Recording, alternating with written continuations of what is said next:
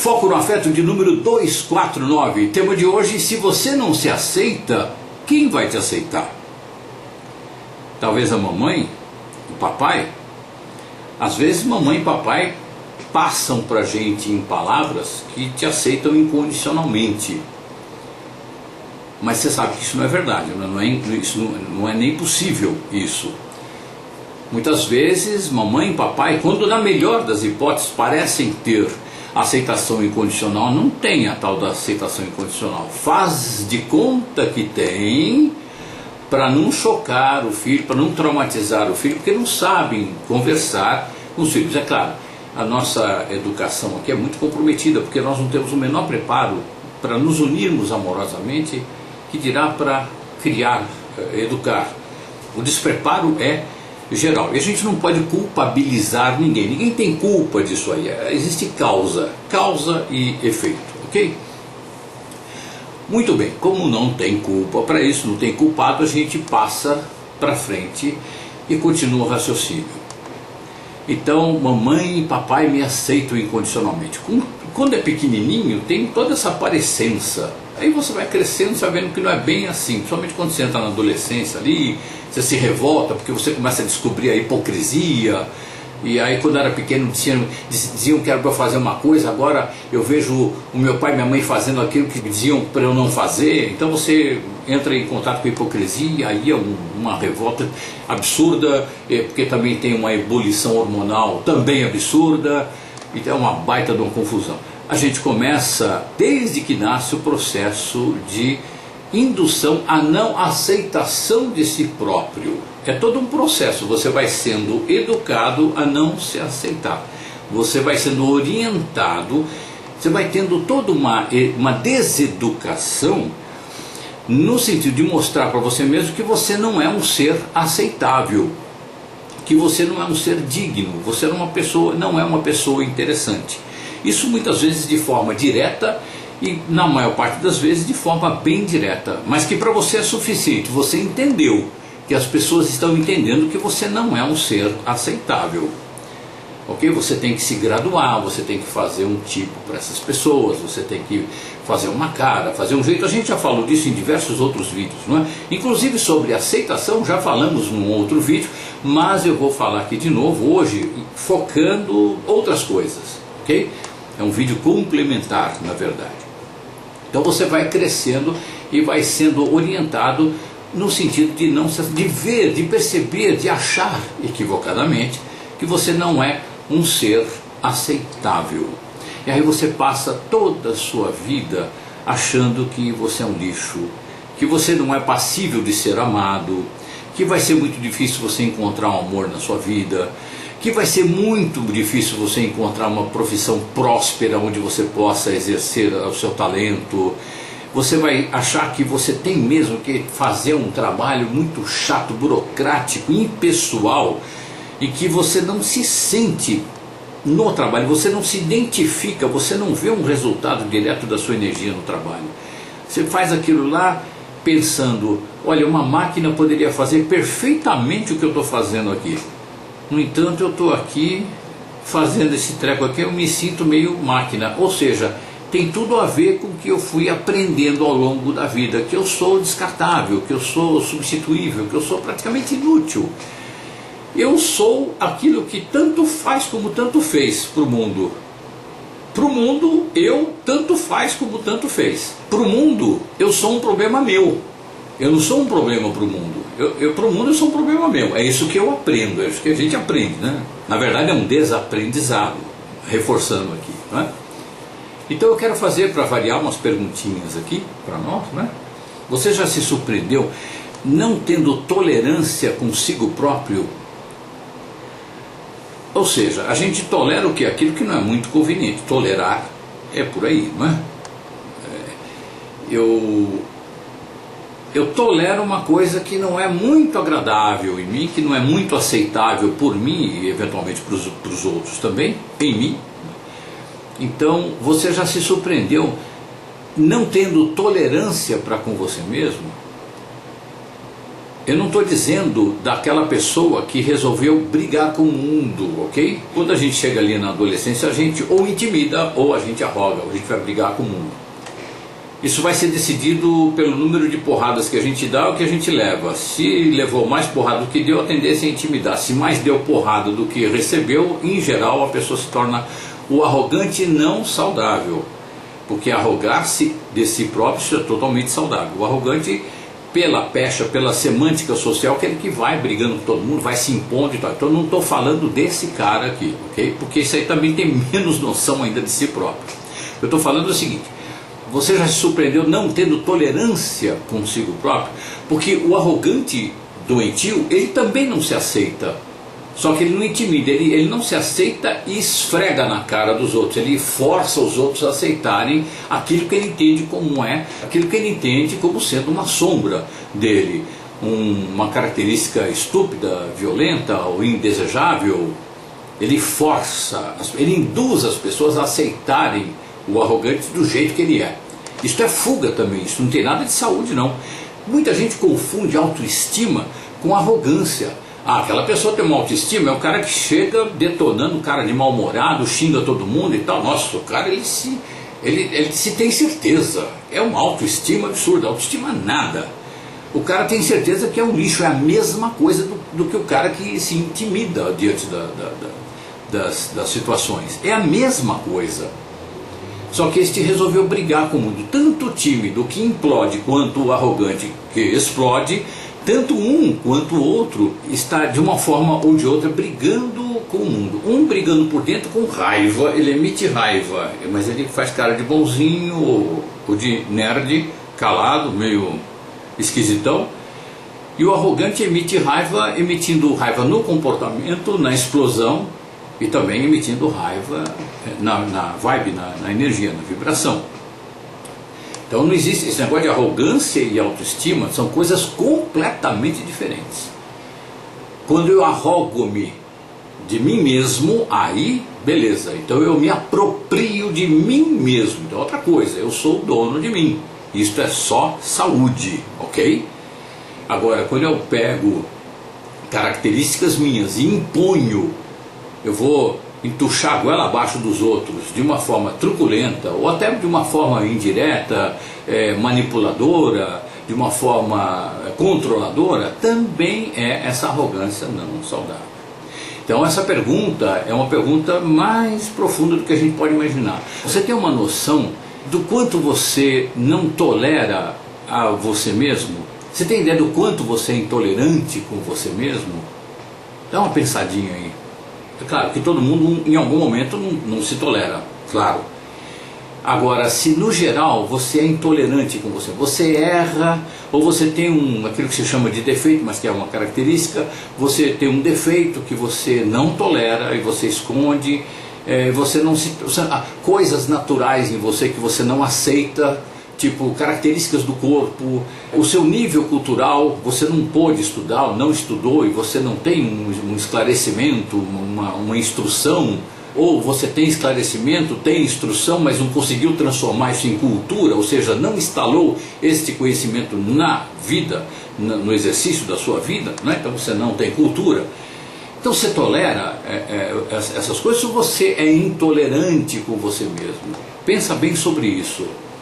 Se a resposta for não, então existe aí profundamente instalada a negação de você como um todo, porque a aceitação de você mesmo, de você para com você mesmo como um todo, a aceitação implica em aceitar as coisas que você acha bacaninhas e as coisas que você não acha bacaninhas. Você tolerar com leveza, com amorosidade. Você olhar para os seus defeitos como características.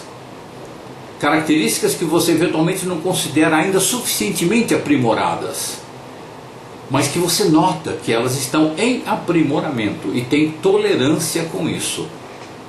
Não tem nada a ver com arrogância não saudável, isso é um papo com você mesmo. Você tem essa aceitação, você percebe que você não tem uma destreza muito grande no convívio social, porque você não sabe ser educado, você não sabe se colocar e tudo, você está trabalhando para melhorar isso, mas você não vai forçar a barra. nem para fugir, nem para forçar um convívio ali, no qual você sente que não vai ser harmonioso com as outras pessoas, ok? Você não vai, ah não, os outros vão ter que me aceitar como eu sou, isso já é arrogância não saudável. Nesse tom de voz que eu falei aqui, os outros não vão ter que me aceitar como eu sou, porque o arrogante fala isso. Agora, quando você arroga-se de si próprio, aí você diz assim para você mesmo, eu me aceito como sou e vou me aproximar de pessoas que também me aceitam como sou. Ok? Ninguém tem obrigação de me aceitar como eu sou. Eu vou me aproximar de pessoas que me aceitam naturalmente como eu sou. E vou me aproximar de pessoas que eu aceite essas pessoas como elas são. Porque eu posso não aceitar, pode não ser agradável, pode não ter afinidade, pode ter um monte de fatores aí que sejam impeditivos, desagradáveis, chatos de você conviver. E você se dá esse direito. Isso é arrogar-se saudavelmente de si próprio, ok? Então, quando você chega nesse ponto, você já está tolerante com você mesmo. Então a pergunta é, você se surpreende sendo intolerante com você mesmo? Se sim, então que tal você trabalhar para aceitar-se como é? Ah, mas eu vou ter que me conformar com esses defeitos aqui, eu vou conviver com esses defeitos aqui o tempo todo, eu vou aceitar, eu sou essas características, esses defeitos, eu vou ter que aceitar isso para o resto da vida, eu não consigo nem conviver com a ideia de que eu tenho esses defeitos. Não, você vai perceber você de uma outra forma, quando você meditar bastante, você vai percebendo que quanto mais você medita, mais você se percebe e percebe os outros também. Aí você começa a perceber que é todo mundo muito parecido, a gente é muito parecido, a gente sofre o mesmo condicionamento. A gente não é igual, está longe disso, mas a gente é muito parecido. Os condicionamentos são muito parecidos. Então, os defeitos, entre aspas, eles são também muito parecidos. E que todo mundo tem o que você chama de defeito, que eu chamo de característica. Todo mundo tem essas características e são geralmente periféricas, são do ego. Aí você medita, você começa a ver que isto não é você. Essa é a grande descoberta. Isso está em você. Se está em mim, eu posso tirar, ok? Esta camiseta aqui, ela está, eu não sou essa camiseta, eu tiro essa camiseta, ok? E ponho essa camiseta, se eu quiser. Mesma coisa são tais características. Então você não tem que achar que aquilo que você apresenta como impulso comportamental é você. Ah, mas como é que eu vou distinguir o que sou eu e o que está em mim? Medita. Quanto mais você medita, mais você percebe. Aí eu vou outra vez apelar para palavras aqui, gente, que não descrevem, mas por favor me ouçam com jeito. Se você conseguir, se seu coração conseguir sentir o que eu vou passar aqui, uma beleza, aí conseguimos uma comunicação. Quando você entra em meditação, e isso pode demorar um tempo, vários exercícios, várias práticas. Quando você entra em meditação, você começa a ter uma percepção diferente de você. Não é mais via ego, não é via o que os outros acham de você. Você começa a viver você e não nomear você, não classificar você. É diferente, é fundamentalmente diferente. Você começa a viver. Quando você começa a viver você, opa, uau, ah, mas isso foi só hoje. Aí você medita outra vez. Aí você vai ver que, de uma certa forma, dependendo do teu ego, se ele ficou quietinho, você experimentou aquele negócio lá que não dá para falar, que é muito gostoso, que é muito legal. Ah, mas isso foram só 2 vezes e tal. É assim que a gente vai na descrença mesmo. Nem tudo bem, pode ir, porque a meditação vai chegar uma hora. Se você meditar, vai chegar uma hora que você não vai nem discutir mais com o que você está sentindo. Pela 20ª, cada um tem um número, pela 80ª vez, 100ª, 1000ª vez, não sei, uma hora esta ficha cai, essa percepção, ela se concretiza, vamos dizer assim, né? Não vira matéria, mas ela fica clara para você, se solidifica. Que você, puxa vida, é gostoso ser você, é legal ser você, é agradável ser você. Aí você percebe que todas aquelas ferramentas que você usava para não se tolerar, todas aqueles conceitos que você tinha de você mesmo, que te levavam à intolerância para com você mesmo, são furados, são vazios, não tem nada que ver. Você volta da meditação num estado maravilhoso, e aí você vai para o estado meditativo. E lá no estado meditativo, eu estou falando lá porque a gente não está nele agora, pelo menos suponho, ok? No estado meditativo, você começa a ter uma percepção do outro, porque você abre o olho. O estado meditativo não é meditação, você está de olho fechado. Meditação, você abre o olho e começa a interagir com o mundo pela intuição. Não é um ego que vai aflito lá na frente, querendo fazer coisas, resolver coisas, que não resolve nada. Então você começa a ter uma fluência do teu ser no ego. E aquilo é muito gostoso. É gostoso quando você conversa com alguém, você no estado meditativo, se a pessoa tem um mínimo de afinidade com você, o mínimo que eu quero dizer é aquela afinidade que dá para perceber, um consegue perceber o outro, você se torna agradável, porque tira tudo aquilo que era desagradável, que era baseado no quê? No medo, na insegurança. Quando você meditou e está no estado meditativo e você mantém o estado meditativo, o seu medo e insegurança, tchau, tchau, tchau. Não tem, nem tem. Você está leve. E não é que você está seguro e poderoso, porque isso é poderoso no mau sentido aqui, tá? Isso é da arrogância, isso é ego. É o ego atrapalhado. Eu não estou dizendo que o ego aqui, não quero demonizar o ego, não. O ego é uma ferramenta, a melhor que tem, uma beleza, ok? Mas você está ali, não está, o ego não está mandando ele não está mandando. O ego não está agindo segundo os recursos que ele sozinho, ou bem afastado da intuição, resolveu desenvolver, tais como arrogância, vaidade, ciúme, inveja, posse, tudo que é detrito emocional e relacional. Aí está você lá leve, então não tem mais insegurança, tem percepção pra caramba. Tudo aquilo que o seu ego tinha medo de não ver, porque o outro vai me enganar, você nem entra nessa neura. Você já percebe o outro. Se a pessoa lá está mal intencionada, se ela está meio estranha, você já percebe de longe. E com leveza você se afasta ou se aproxima, depende do que a sabedoria disser. E tudo bem, pacificamente tudo bem com isso. Outra perguntinha, gente amada, gente querida.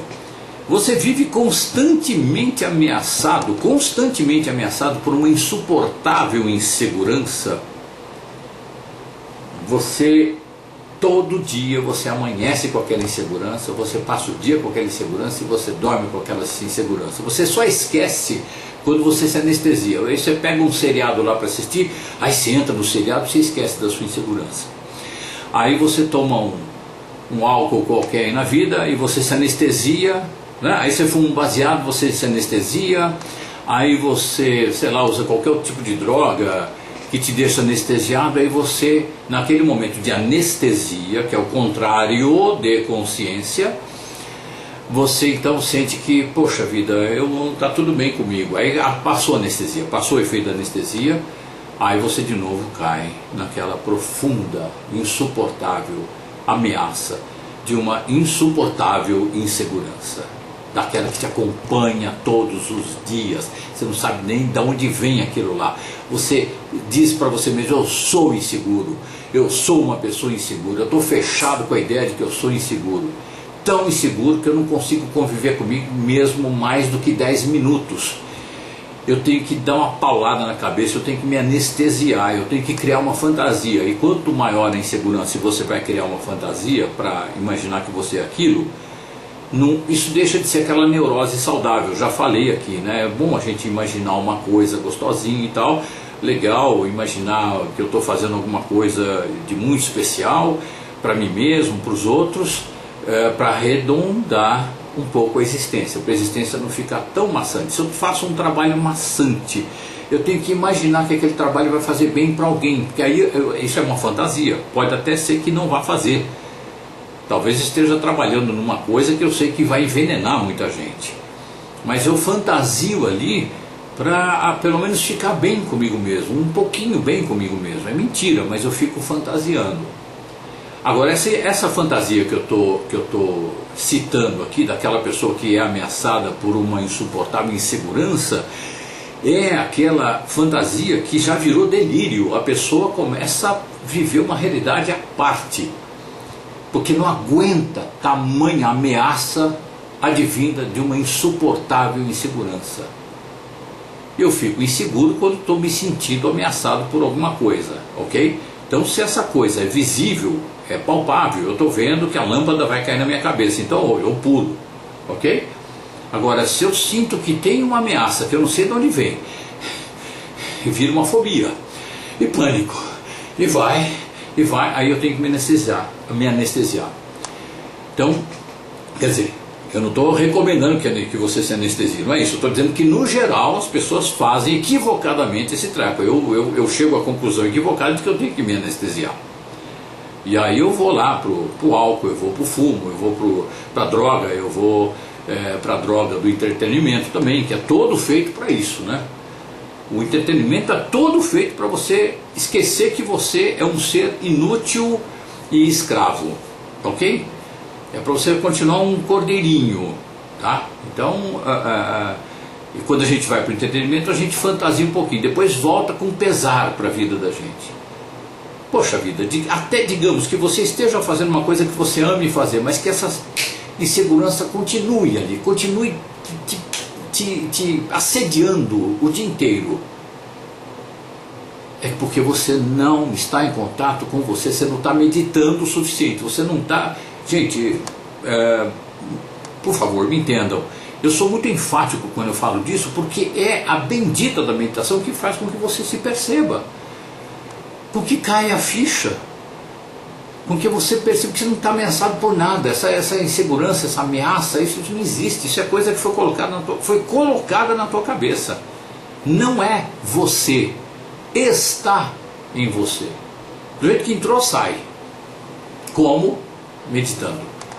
Repito, trabalho acompanhado, meu Deus, tem tanto trabalho lindo que você pode, deve fazer. Florais, o trabalho de florais é uma coisa maravilhosa você fazer isso, né?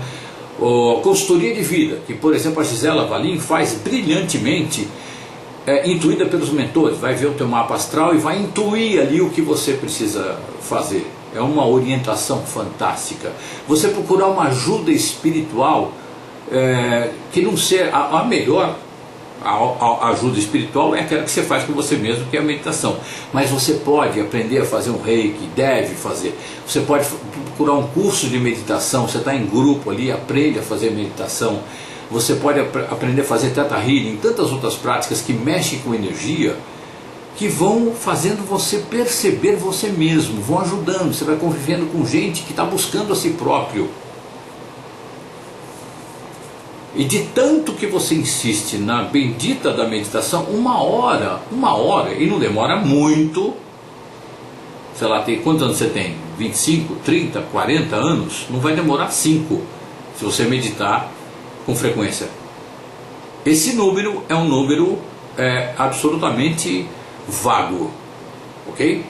Você pode meditar e em um mês você está já numa percepção absurda, depende de como está o nível da tua consciência. Às vezes você está na pontinha, você está assim, tá na beira do insight. Bastou meditar 3 vezes, você caiu a ficha e pronto. Aí você muda a sua percepção de você mesmo e portanto da vida e dos outros e por aí afora. Você muda com o mundo e o mundo muda com você. Ok? Então, se você, volto à pergunta, você vive constantemente ameaçado por uma insuportável insegurança,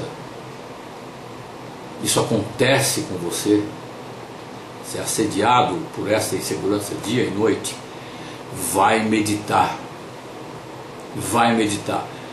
isso acontece com você, bem-vindo ao clube, porque todos nós temos em algum nível esta ameaça de uma insuportável insegurança, que em algum momento ataca. Para uns é mais intensa, para outros é menos intensa. Agora vai meditar, para a tua vida, e não é parar, é aí que você vai viver. A gente acha assim, vou parar minha vida, parar de fazer coisas. Não, enquanto você está fazendo, automaticamente você não está vivendo, a tua vida está parada. É que nem a mulher que acha que não, eu preciso desencalhar, eu preciso casar. Não, espera um pouquinho, você está desencalhada, você vai casar é que você vai encalhar. É anedótico isso, mas você pode encalhar num porto maravilhoso, bacana, show o amor da sua vida e tal. Mas o conceito, tá certo? O conceito está equivocado. Ah, eu estou fazendo um monte de coisas, eu estou fazendo isso, estou fazendo aquilo, estou não sei o que, aí eu vou ter que parar a vida. Na verdade, esse conceito, gente, é o seguinte: eu estou me anestesiando tanto, eu estou gostando tanto do meu trabalho está me anestesiando, eu estou esquecendo de mim. Enquanto eu faço meu trabalho, eu esqueço de mim. Workaholic é um jeito de esquecer de si próprio. A lei da abundância não diz que você tem que ser um escravo do trabalho. A lei da abundância diz e pratica e acontece de você ganhar muito dinheiro gastando muito pouco da sua energia. Mas a gente arruma um jeitinho. Não, se eu não trabalhar muito eu não vou ganhar o dinheiro suficiente. Suficiente para quê, né? Então, estou fazendo coisas, fazendo uma coisa ou outra, e agora vou ter que parar para me parar a vida. Não. Você vai parar o que você está fazendo para viver um pouquinho. Para ter um convívio, um contato. Só um pouquinho, meia hora, uma horinha. Né? Um miserável do contatinho com você de uma horinha. Depois você volta para droga, para o esquecimento de si próprio. Isso acontece, aí você medita. Chega uma hora que você vai trabalhar em estado meditativo. Eu não tenho palavra para explicar esse treco, gente, mas quando acontece isso, a percepção muda completamente. Aí a gente olha para trás e fala: puxa vida, eu achei que eu estava trabalhando, eu achei que era eu que estava trabalhando, mas não era eu que estava trabalhando. Era um conceito de ser alguém que estava aqui, estava em mim, e eu fazendo coisa, achando que, nossa, se tendo certeza, esta é minha vida. Não, esta é minha droga, para eu esquecer da vida. Aí quando você começa a meditar, o ego fica apavorado, pode ter pânico durante a meditação, você pode ter uns piripacos, tremelique, pode ter ânsia de vômito, pode não sei o que, pode ter as mais diversas reações. Geralmente não acontece, mas pode acontecer, depende do quanto este ego tem medo de parar, do quanto esse ego está assediado pela insuportável insegurança de não ser. Tá? Porque ele não sabe que ele está ficando passivo, ele não sabe que ele está indo para o ser, para exercer a função dele, que é uma ferramenta, e não o maestro da orquestra. Ele é um músico, ele vai tocar o que está na partitura e como o maestro indica para ele tocar. Percebe como é que é a inversão de valores? Então quando você consegue parar a imperatividade e vai meditar, você vai ser você um pouquinho. Depois que você meditou muito, o ego já está quietinho, você vai fazer muito melhor o trabalho que você fazia em 18 horas, você vai fazer em 8, em 4 horas. Porque tem muita coisa que você fazia que não era necessário. Por quê? O que aconteceu aí? Aconteceu que veio um treco chamado sabedoria. A sabedoria aponta: não, é por aqui, isso aqui é desnecessário, é a tal da intuição. Sabe aqueles caras que são gênios? Homens, mulheres que são gênios? Não é para fazer. Todo mundo, a engenharia toda está dizendo que é assim, tal, cartesiano, papapá. Aí vem uma pessoa que de repente, numa sacada genial, ela diz o seguinte: não, essa etapa aqui não precisa, essa daqui também não, é só juntar essa daqui com essa, depois essa com essa aqui, tudo bem. Aí todo mundo fica duvidando, mas faz.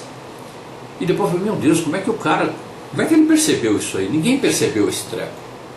Esse cara estava muito mais perto dele mesmo, da percepção. Ele não estava muito, ou estava bem pouquinho, ameaçado por uma insuportável insegurança. Ele estava muito bem com ele mesmo. Ele estava muito próximo do estado meditativo, se é que não estava no estado meditativo. Outra pergunta, gente: você se tornou reativo? Quando você olha para você, você conclui: puxa vida, eu me tornei uma pessoa reativa, ou eu sempre fui reativo. Nossa, a pessoa fala bom dia, eu pergunto o que você quer dizer com isso, já mando para aquele lugar, o cara, bom dia, o que é? O que é? Eu estou assim. Na verdade, eu estou assim, que quem apresenta esse comportamento não acha que está assim, acha que é assim. Puxa, eu sou reativo, reativo assim. Eu me tornei esse poço de raiva. Me tornei. Aí a pessoa, puxa vida, eu me tornei, então eu sou isso. E fica assim, olha, eu tenho esse temperamento. Gente, vocês já conheceram, eu também já conheci, e um tanto disso somos nós. Puxa vida, aqui tudo bem-vindo ao clube, é nós, né? O tanto que tem de reatividade na gente, a gente já, não, mas isso aí sou eu, isso aí sou eu mesmo, eu sou assim. Então, olha, infelizmente, assim, quem quer conviver comigo, que me ature. Eu sei que eu tenho uma vida muito mais difícil por causa da minha reatividade, mas eu sou meu temperamento. Não adianta. Eu tenho uma configuração astrológica que faz com que eu seja assim, assim, assado, assim, assim, assim, assim. Eu não estou dizendo que a configuração astrológica é sempre uma denotação de um defeito, ok? De uma característica destrutiva. Não, tem configurações astrológicas que mostram as habilidades saudáveis que você tem, mas mostram as limitações. Então é ali que você tem que trabalhar. Mas aquela pessoa que ainda não está esclarecida, ela vai dizer o seguinte: eu sou assim, eu tenho essa configuração que me torna assim.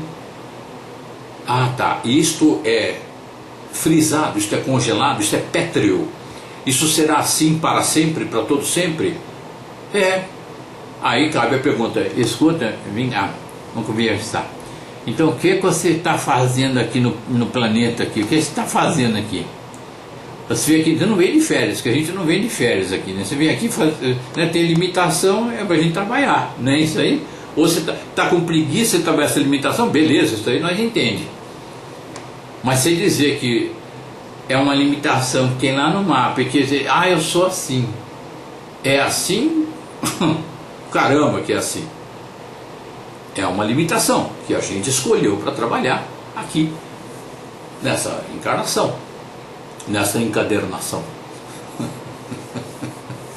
Ok?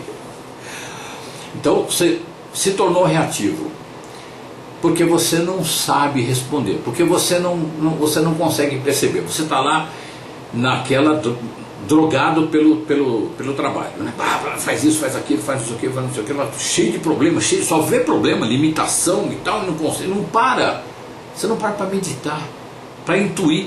Se você tivesse em estado meditativo, intuindo, 80% daquele monte de treco que você está fazendo, 80% daqui não sabe fazer. É que você está no processo indutivo do ego. Faz isso, faz aquilo, faz aquilo, porque esse é o procedimento, porque não é. Aí você não para, você não tem a reflexão, você não desenvolveu a capacidade de reflexão que o estado meditativo te dá. Aí chega alguém, você está naquela neura, e chega alguém e fala assim: olha, doutor, eu estou aqui com um problema que é assim, que não sei o que, e que o outro aí quebrou o carro e não sei o que. Você para o seu trabalho e quase mata o cara que está te contando de um problema que não podia acontecer no seu conceito, na sua visão ali. E esse cara que está só comunicando o problema, ele é o carteiro que veio trazer mensagem. Você vai espancar o carteiro porque ele trouxe uma mensagem ruim. O fato é isso, o reativo faz isso aí. O reativo não tem percepção da situação. Ele olha a encrenca, o problema como uma encrenca. Ele olha que ele vai ter que parar de fazer aquilo que ele acha que linearmente está certo, é o que tem que ser feito, está estressado com aquilo ali, para acrescentar a solução de um outro problema. Ele só vê problema. Se você medita, amada e amado, você vai olhar a entrada daquele cara ali como um refresco. Você está lá, meio na pilha. Não, eu tenho que fazer, mas você está com responsabilidade, você está com percepção, está calmo, está sossegado. Antes você estava pilhado, agora você está calmo. Então você meditou, agora você está calmo. Aí vem o cara e fala um treco desse que o carro quebrou, tem que arrumar, não sei o que, você já vê a sincronicidade, porque você sabe o que é sincronicidade. Então, você já sabe, você está numa vibe muito boa, você está numa vibração boa, saudável, amorosa, você está ali fazendo aquilo com leveza, com amorosidade, com alegria. Então, quando vem uma coisa que tem cara de sombra, não, tem uma luz atrás disso daí, você já enxerga, não, tem uma luz que eu não estou vendo, então vem cá, vamos lá, vamos consertar o carro, até a gente faz isso, faz aquilo. Não tem crenca, não tem tempo ruim, portanto não tem reatividade, ok? Porque tem percepção. Reatividade é quando não tem percepção.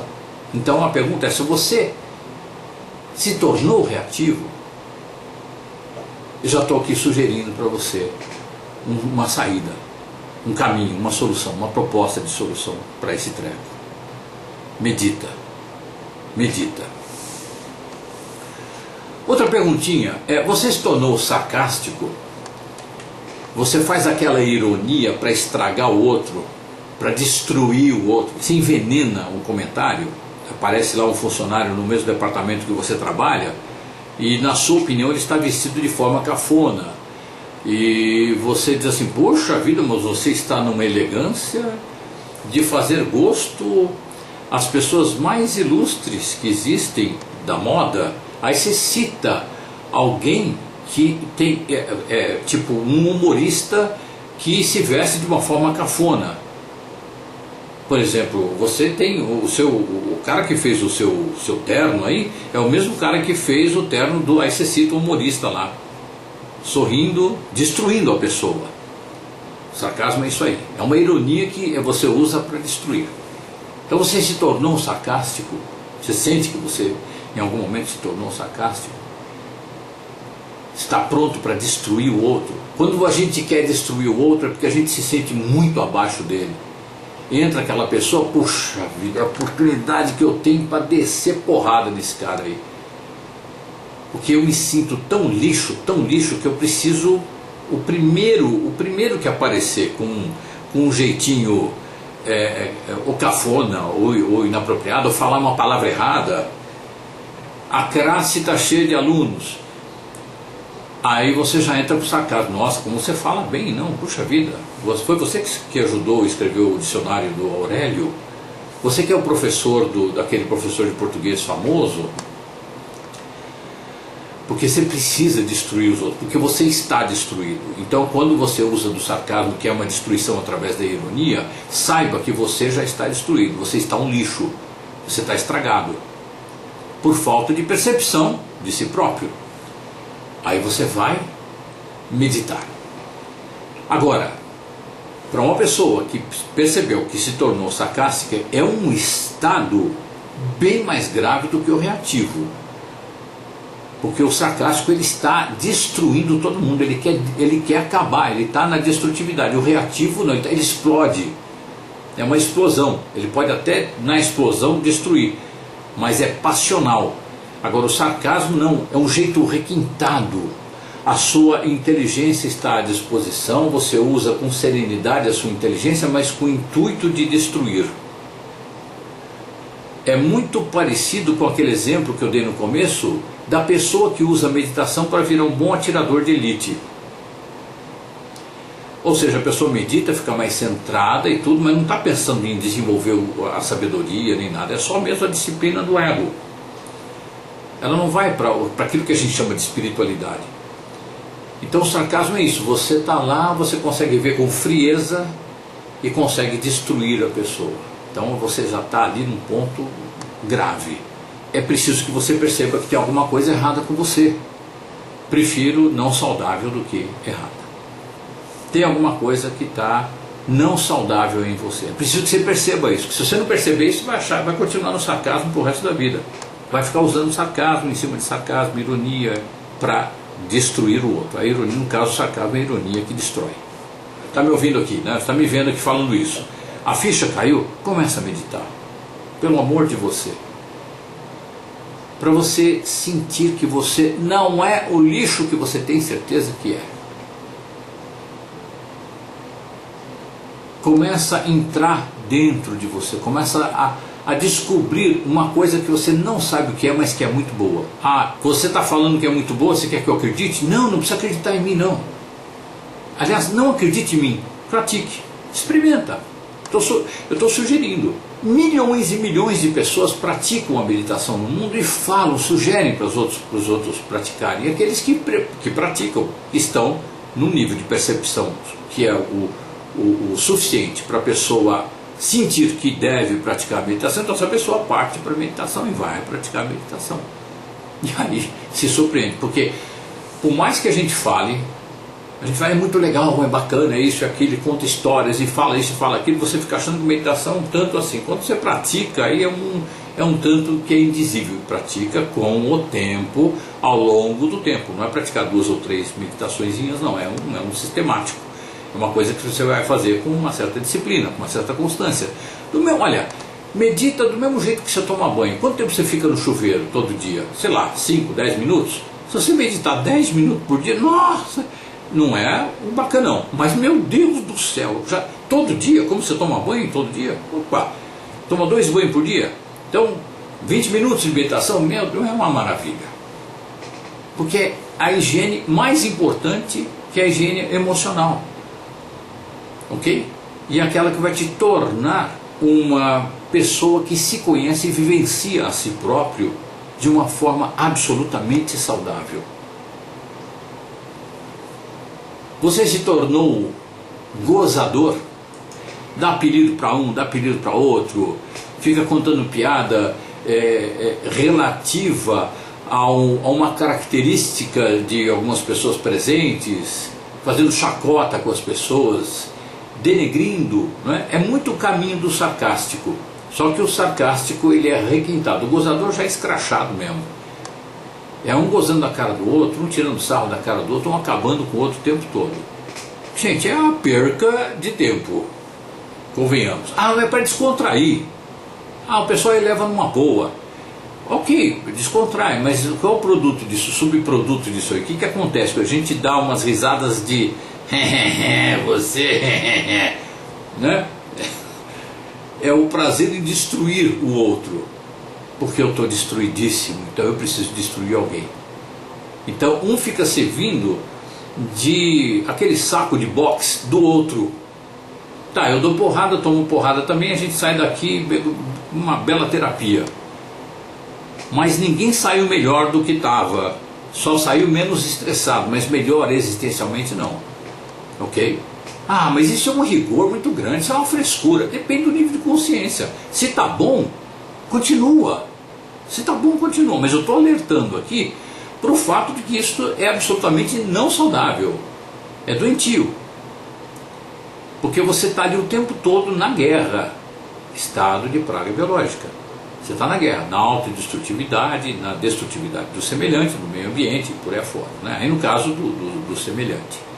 Mas porque você já está autodestruído também. Ok?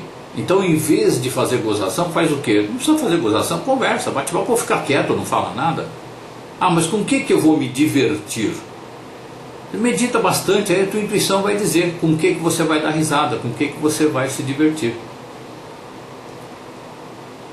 O mau humor é gerado pela falta de convívio que a gente tem com a gente mesmo. Aí você precisa dar risada para sair do mau humor. Quando eu convivo bastante comigo mesmo, eu não vou depender da risada para ficar bem.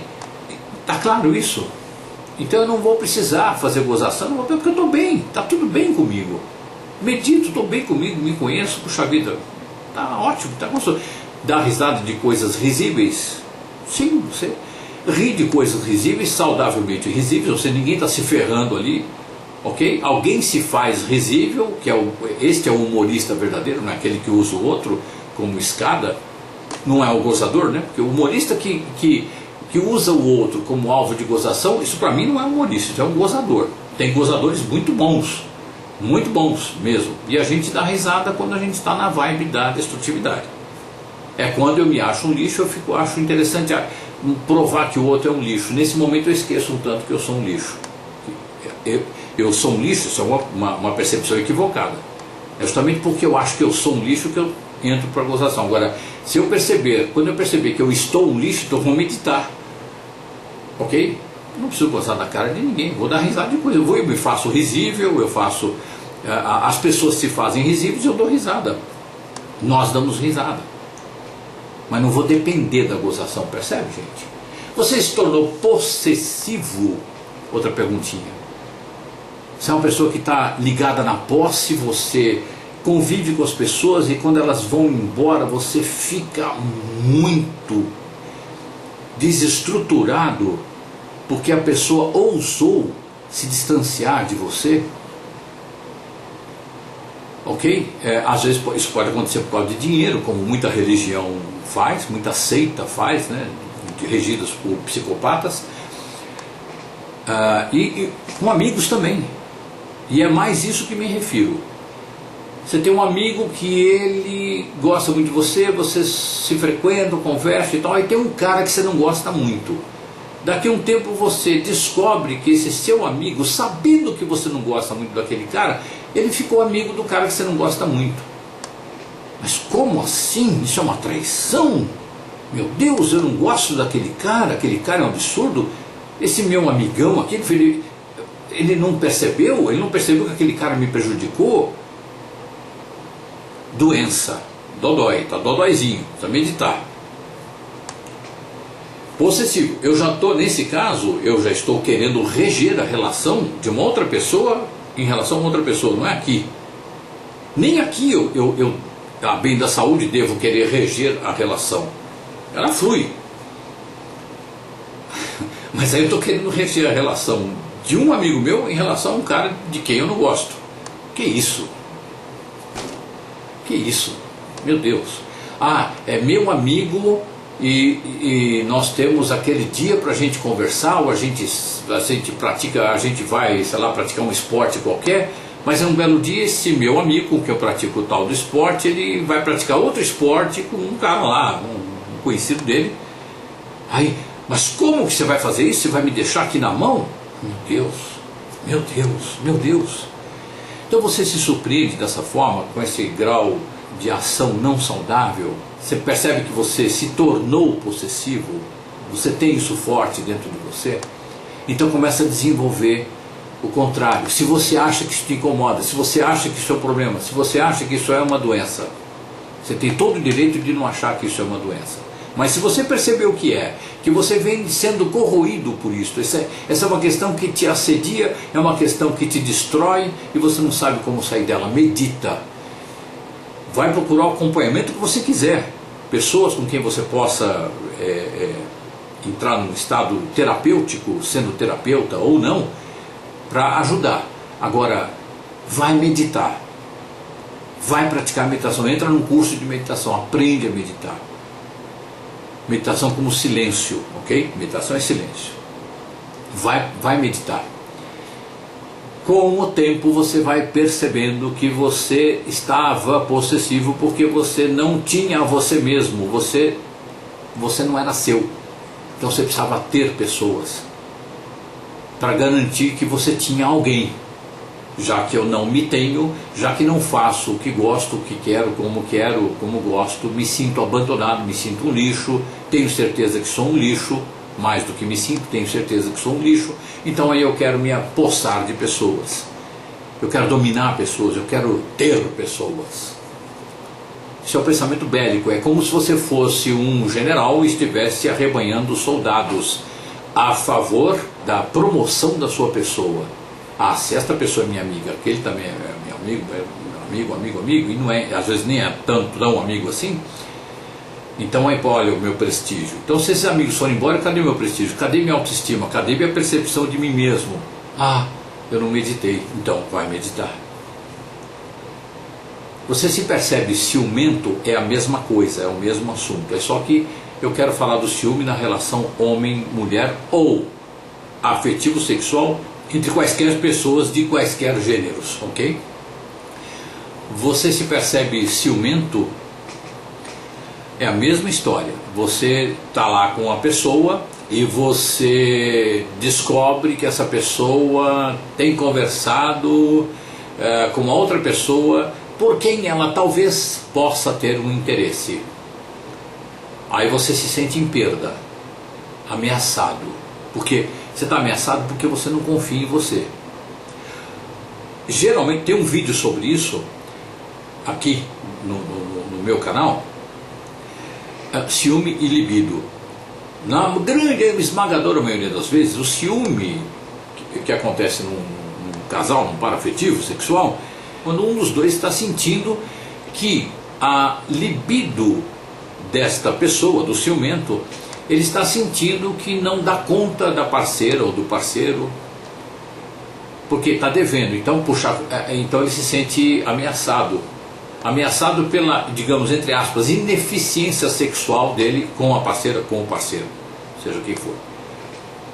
Puxa vida, a qualquer momento pode vir outra pessoa e levar embora, porque eu não estou dando conta. Ou libido, que é o mais frequente, ou dinheiro, ou afeto mesmo, não sou capaz de expressar afeto. Ele ou ela precisam de demonstração de afeto de um jeito que eu não tenho para oferecer. Não é que nesse caso eu seja afetuoso, não, eu não sou afetuoso, eu sou travado, eu sou fechado. Há uma ineficiência da minha parte, então é lógico que eu vou sentir que eu estou constantemente ameaçado. Se eu tenho todas essas coisas, é o dinheiro que não é suficiente, é o sexo que não é suficiente, é a demonstração e a interação afetiva que não é suficiente, então aí eu vou virar um tirano absolutamente cruel, que não vai deixar outra pessoa respirar. Todo mundo aqui já sabe, que está me ouvindo aqui, todo mundo sabe os extremos do ciúme, não é? Tem aqueles casos que vão parar na delegacia e tem aqueles que vão parar no IML. A gente tem uma ideia, tem uma noção do quanto a ausência de percepção de si próprio, do desenvolvimento das características saudáveis que a gente tem, principalmente ligadas a afeto e sexualidade, o quanto a ausência dessas coisas pode nos perturbar. Tem os casos extremos que eu exemplifiquei aqui, delegacia e IML, mas tem aqueles casos que não são extremos, muito mais comuns, que a pessoa vai vivendo envenenada, ela vai se envenenando com o tempo. Ela manifesta o ciúme, manifesta completamente, tenta manipular, tenta encher o saco e persegue o outro, que faz o par complementar doente, aceita esta manipulação, esse controle, e ali os dois são, como eu costumo repetir aqui, felizmente infelizes para sempre. Ou seja, estão realizando um desejo, não é uma necessidade, é um desejo mesmo, né? O Osho fala que o desejo é a necessidade que enlouqueceu. Estão ali realizando um desejo de serem, felizmente, infelizes para sempre. É o par complementar ideal. Agora, se você perceber o ciumento, vai meditar, vai se conhecer. Aí você vai fazer o quê? Se é a questão sexual, vai lá no Instituto Metamorfose. Aqui no Brasil tem, em cada capital tem Instituto Metamorfose. Vai fazer uma massagem tântrica para conhecer a sua libido. É uma terapia maravilhosa. Vai meditar. Vai fazer uma técnica de renascimento, vai tomar um floral, vai fazer uma consultoria de vida, um coach de relacionamento, uma terapia, vai procurar ajuda que seja na área espiritual, mas principalmente vai meditar. Se você é sequestrado por qualquer uma dessas emoções que eu falei aqui, desses entraves, vai meditar. E por último, gente, eu quero perguntar aqui se você tem se sentido invejoso, que é aquela coisa, eu não estou bem, eu tenho certeza que eu não rendo o que eu gostaria de render, eu queria muito ter uma realização, ser destacado em alguma coisa na vida, mas eu não consigo. Então eu fico olhando a realização dos outros, eu estou vendo a realização da outra pessoa. Já falei isso aqui diversas vezes, mas nunca vai cansar de falar e nunca vai deixar de ser necessário falar, gente. Eu olho a realização, ao princípio da inveja, eu olho a realização do outro e vejo que é superior a mim. É equivocada essa conclusão, é superior a mim. Ele ou ela é mais do que eu. Então, meu Deus, o que é isso? E eu nunca vou ser isto. Então, conviver com essa pessoa é extremamente sufocante, porque o tempo todo essa pessoa é demonstra superioridade. Ela demonstra não por arrogância nem nada, mas ela simplesmente é superior, é mais hábil que eu em um monte de coisas.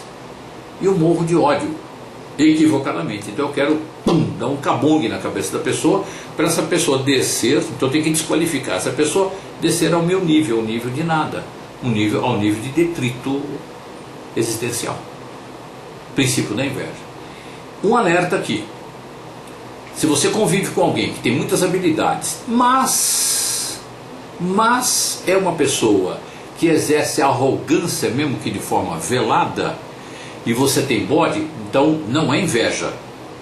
Você está com um bode de conviver, de aceitar uma invasão, porque o arrogante invade, de ser conivente na aceitação de uma arrogância que fica o tempo todo provando superioridade. Superioridade esta, na verdade, não existe. Ninguém é superior a ninguém, todo mundo tem habilidades. Mas essa pessoa vende, ela mostra que essas 30 habilidades que ela tem como fator de superioridade. E você fica lá na sua humildade, digamos, na sua humildade, e de repente se surpreende com raiva. Porque de alguma forma ali você está conivente com a arrogância dela. Então isso é uma outra história. Você não vai, aí não é inveja que você vai gerar, você vai gerar raiva. Então aí é distância saudável.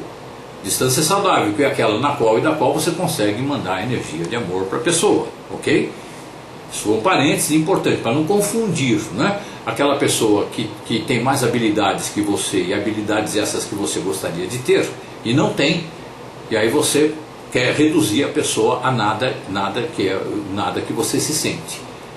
Então o que você faz? Se você tem surpreendido uma pessoa invejosa, você vai meditar muito, e aí você vai descobrir que você tem habilidades incríveis, que a sua sensação de inferioridade e a sua tensão, a sua raiva de ser inferior não te deixava perceber, mas a meditação deixou você perceber, ok? Aí você começa a desenvolver, começa a praticar essas coisas que vêm sob a forma de intuição, depois que você medita. Aí você vai conviver de novo com a mesma pessoa. Aí você não vai ter inveja, porque você vai perceber, ela está na excelência dela, mas eu também estou na minha excelência. E a minha excelência não tem que ser igual à excelência dela, e nem a dela igual a mim. Porque ninguém é igual a ninguém. Espécie de colaboracionista que somos. Você precisa ter características diferentes das minhas para que você possa me ajudar e eu te ajudar também. É preciso que você esteja na sua excelência e que eu também esteja na minha excelência, para que a gente possa interagir de forma colaboracionista, ok? Então, se você se surpreende invejoso, vai meditar, fazer todas essas outras coisas que eu sugeri também, mas vai meditar. Você carrega um inexplicado e ácido sentimento de culpa, entrando facilmente em processos de autodestruição. Ou seja, quando você entra em culpa é porque você não está convivendo bem com o erro. E eu vou dizer aqui o que eu sempre digo: erro é mestre. Eu preciso aceitar o meu erro, eu preciso conviver bem com o meu erro. Eu só convivo mal com o meu erro quando eu olho para o meu erro, não com o meu olhar, mas com um olhar social, o doente social. Em algum setor da sociedade pode até olhar de uma forma saudável para o meu erro, mas no geral, como a gente está competitivo e bélico, quando alguém erra, a sociedade vem e desce o cacete, mas sem dó, porque é competição, um destruindo o outro. Então eu preciso olhar para o meu erro como um mestre, ele que me ensina. Não tem outro jeito de aprender. Eu posso fazer faculdade, pós-graduação, pós-doc, MBA, o que for. É na hora que eu vou fazer que eu vou aprender. Eu tenho ferramentas, mas eu vou aprender a fazer fazendo. E aí eu vou errar. E que bom que eu vou errar, porque é ali que eu vou aprender. Claro, tem as profissões que o erro pode implicar na perda da vida do outro. Então aí o preparo tem que ser muito maior. Você vai fazer trabalho em laboratório, você vai fazer ensaio do trabalho que você vai fazer, treino e por aí afora, ok? Se eu não convivo bem com o meu erro, eu desenvolvo o perfeccionismo, que é o caminho mais curto entre mim e a imperfeição.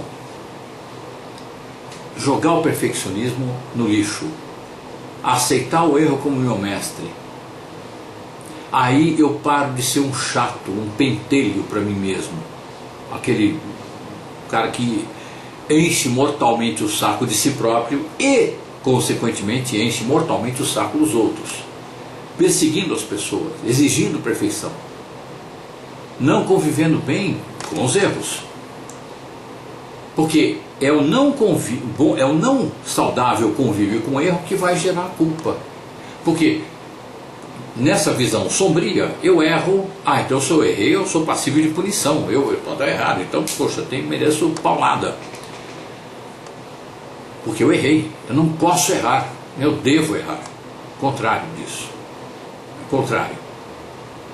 E perceber que, aí depois que você medita, mas só depois que você medita, você vai perceber aqui dentro, não é de ouvir falar, você percebe dentro de você. Não dava para eu ter acertado naquele treco lá que eu errei 5 anos atrás, não dava, porque eu não tinha consciência, eu não tinha percepção. Meu Deus, como é que eu vou falar alemão se eu não estudei alemão? Não dá. Eu não vou falar alemão nunca se eu não estudar alemão, eu não tinha habilidade no idioma. Aí se a pessoa estudou alemão, hoje ela fala alemão, mas eu tinha que ter estudado alemão antes. Mas não tinha que. O seu nível de consciência dizia na época que você tinha que estudar alemão. Não, está dizendo agora, você estudou agora, pronto, acabou, acabou, ponto final. Isso quando eu tinha que ter feito é quando você não está acreditando no aqui e no agora, que é a única coisa que você tem. E que é para estudar alemão agora, então você estuda alemão, pronto, vai lá, estuda.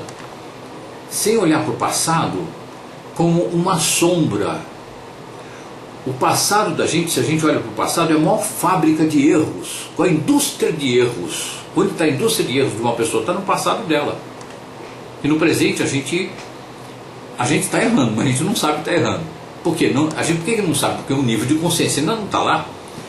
Quando eu adquirir consciência, claro, eu paro de errar, se adquirir mesmo. Porque uma coisa é ter informação. Alguém pode chegar e falar assim, você está errando aqui, aqui, aqui. Ah, é? Opa, nossa, tem todo sentido, mas na hora de fazer eu erro. É porque ainda não tenho o nível de consciência para fazer aquilo da forma saudável, correta, enfim, o que for.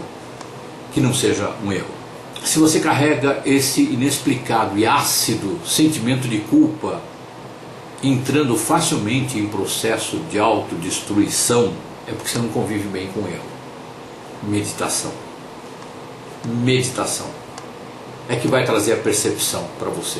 E você se livra do conceito ruim de erro, não saudável, doentio de erro. E você se livra para sempre da culpa. Tudo que você precisa sentir é que não é o detrito que um dia lhe fizeram crer que era. Se você não se aceita, quem vai te aceitar? Nem você mesmo. Quem não tem tolerância consigo próprio vive constantemente ameaçado por uma insuportável insegurança. Torna-se reativo, sarcástico, irônico, gozador, possessivo, ciumento e destrutivamente invejoso. Carrega um inexplicado e ácido sentimento de culpa, entrando facilmente em processos de autodestruição. Tudo que essa pessoa precisa é sentir que não é um detrito que um dia a fizeram crer que ela era. Se você não se aceita, quem que vai te aceitar? Medite. É o único jeito de você descobrir que é um ser unicamente maravilhoso, insubstituível e passível de ser amado. E nessa trajetória, gente, eventualmente você nunca ouviu ninguém falar disso. É claro que já ouviu, eu suponho que sim, mas se você nunca ouviu ninguém falar disso, a trajetória entre o estado que você está, seja de ciúme, seja de desqualificação, seja a sombra que for, sob a qual você está, a sua trajetória entre isto e tornar-se o meditador que vai se perceber como é e aceitar-se saudavelmente, amorosamente, essa trajetória precisa acontecer com você mantendo o tempo todo o foco no afeto.